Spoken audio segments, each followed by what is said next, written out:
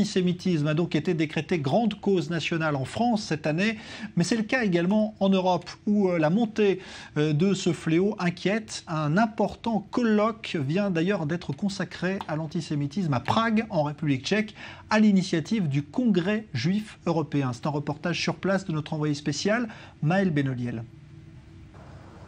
Ceux qui ne parviennent pas à apprendre de l'histoire sont condamnés à la répéter. Le ton est donné avec cette citation de Winston Churchill dès le hall d'entrée du palais présidentiel de Prague.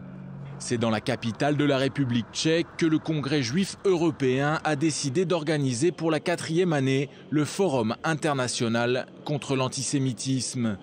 Let my people live, laissez mon peuple vivre, a rassemblé bon nombre de hauts responsables politiques, de personnalités publiques et d'experts venus du monde entier. Leur but, trouver des solutions face à la montée de l'antisémitisme, du racisme et de la xénophobie en Europe.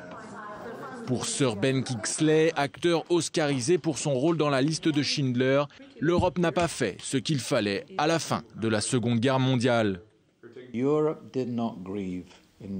En 1945, l'Europe n'a pas fait son deuil.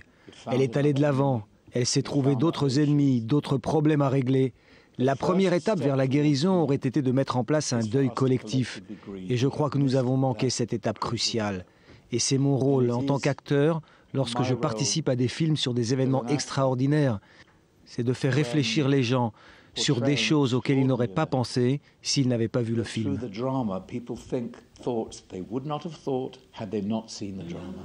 Mais c'est davantage la situation actuelle en Europe qui inquiète. Pour Moshe Kantor, président du Congrès juif européen, la situation est alarmante. Nous sommes à un niveau d'antisémitisme aujourd'hui en Europe qui rapproche toujours un peu plus les Juifs à un nouvel exode. Les gens ont tout simplement peur d'envoyer leurs enfants à l'école, d'aller à la synagogue ou de se rendre dans les centres communautaires. Nous avons parlé avec Federica Mogherini, vous savez, qui nous a dit de façon très claire: une Europe où les parents ont peur d'envoyer leurs enfants à l'école n'est plus l'Europe, où c'est une Europe différente. Une Europe différente qui ne s'accorderait plus avec le développement d'une vie juive malgré plus de 2000 ans d'histoire commune. La décision d'immigrer en Israël est une décision personnelle. J'espère que les Juifs prendront les bonnes décisions comme j'ai pu le faire à une certaine époque.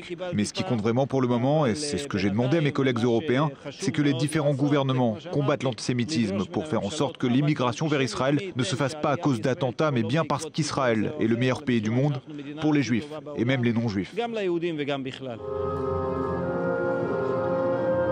Rester ou partir, il semblerait que ce soit désormais le dilemme auquel de plus en plus de Juifs d'Europe doivent faire face.